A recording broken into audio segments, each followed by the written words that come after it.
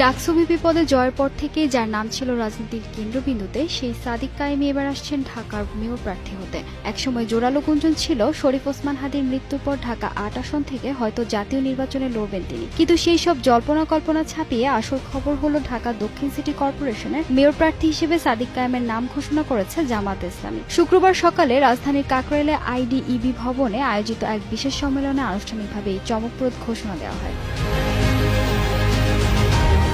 নির্বাচনী ময়দানে নামার এই পরিকল্পনা যে বেশ সুপরিকল্পিত তার প্রমাণ মেলে সাদিক কায়েমের সাম্প্রতিক পদক্ষেপে। নির্ভরযোগ্য সূত্র বলছে, আসন্ন সিটি নির্বাচনকে লক্ষ্য করেই তিনি সম্প্রতি তার এনআইডি বা জাতীয় পরিচয়পত্র খাগড়াছড়ি থেকে স্থানান্তর করে ঢাকার ভোটার তালিকায় অন্তর্ভুক্ত করেছেন। যদিও ঘোষণার সময় তিনি নিজে উপস্থিত ছিলেন, তবে এখনই সংবাদ মাধ্যমের কাছে কোনো আনুষ্ঠানিক প্রতিক্রিয়া দেননি। দলীয় নেতাকর্মীদের সাথে নিয়মিত যোগাযোগ এবং সাংগঠনিক তৎপরতার মাধ্যমে তিনি ইতিমধ্যে তার নির্বাচনী প্রস্তুতির জানান দিতে শুরু করেছেন।